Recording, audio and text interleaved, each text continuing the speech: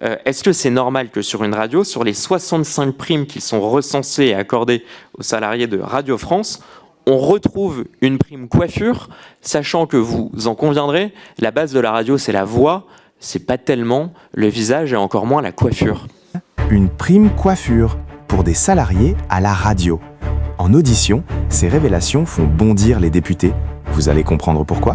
Monsieur le rapporteur, peut-être sur ce sujet des primes.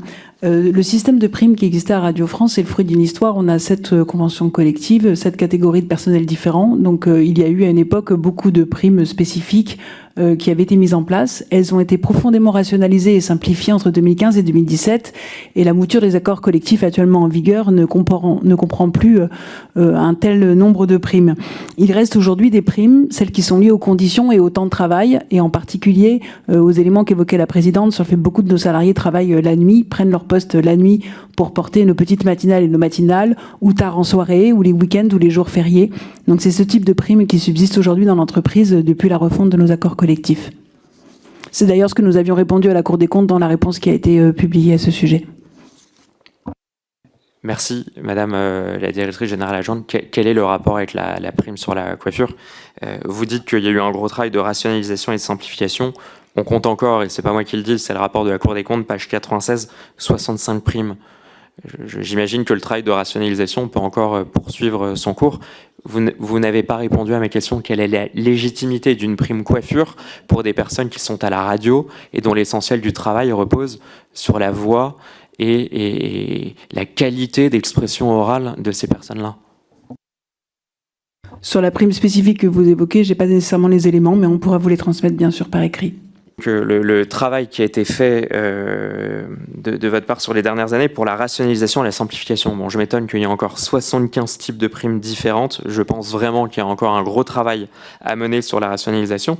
Et je cite encore le rapport de la Cour des comptes qui indique que les primes de performance ne comptent que pour 1,1% de la masse salariale brute des personnels permanents. Prime de performance, 1,1%. J'ai géré une entreprise sur les 8 dernières années. Les primes de performance et le variable de mes collaborateurs, c'était bien plus d'1,1%. On était plutôt d'ailleurs autour de 15-20% de la masse salariale brute.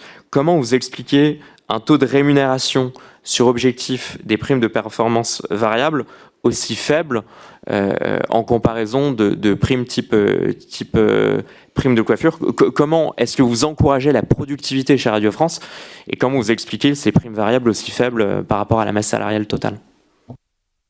Alors, monsieur le rapporteur, sur ce sujet, comme je vous le disais, la grande majorité des primes qui subsistent dans l'entreprise sont liées aux conditions et au temps de travail. Nous avons effectivement quelques primes de performance, des primes qui sont fixées sur la base d'objectifs, donc à des entretiens d'un certain nombre de cadres notamment.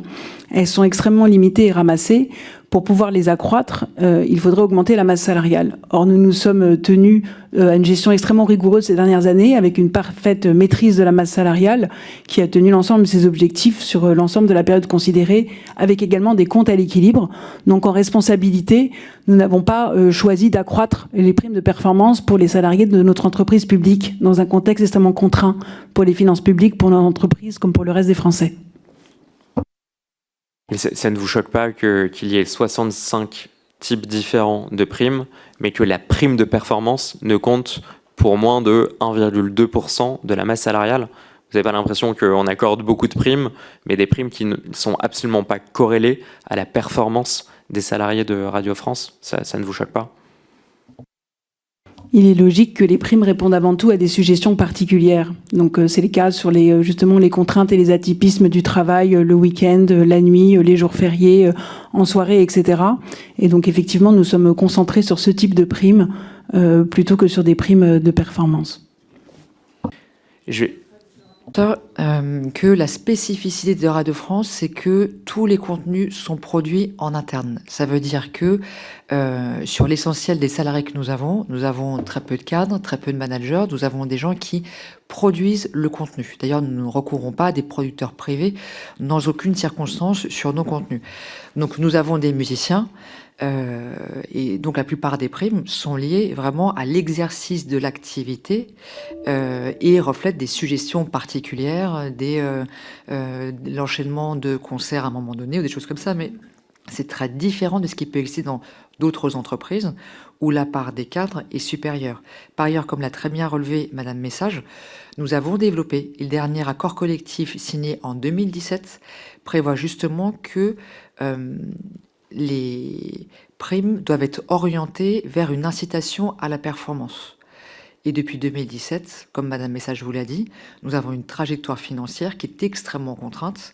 Donc la période pendant laquelle on a commencé à adapter nos dispositifs a été une des périodes aussi les plus contraintes économiquement.